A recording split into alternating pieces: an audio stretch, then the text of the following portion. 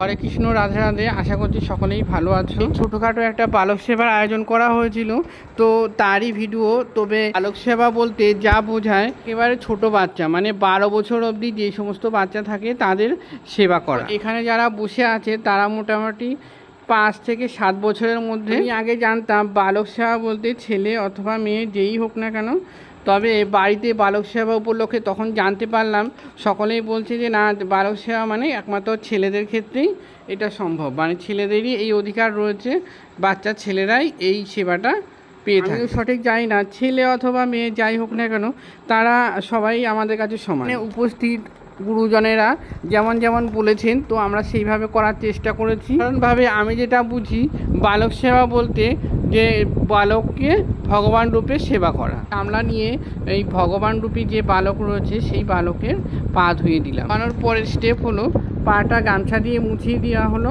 দিয়ে পাটা ভালো করে মুছিয়ে দিয়ে এখানে সরষের তেল পায়ে ভালো করে মেখে দিয়েছি। দেখতেই পাচ্ছ সঙ্গে আমি রয়েছি আর আমার ওয়াইফ রয়েছে। তারপরে এখানে মালা পরানো হচ্ছে।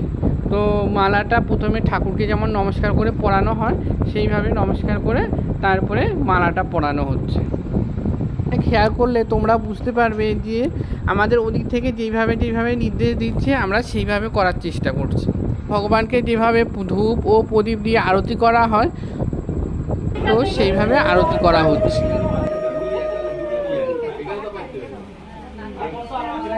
বালক সেবাটা করা হয়েছে, আমার ওয়াইফের একটা অনেক দিনের ইচ্ছে ছিল যে বালক সেবা দেবে, তো সেই উপলক্ষেই এই বালক সেবার আয়োজন করা হয়েছে।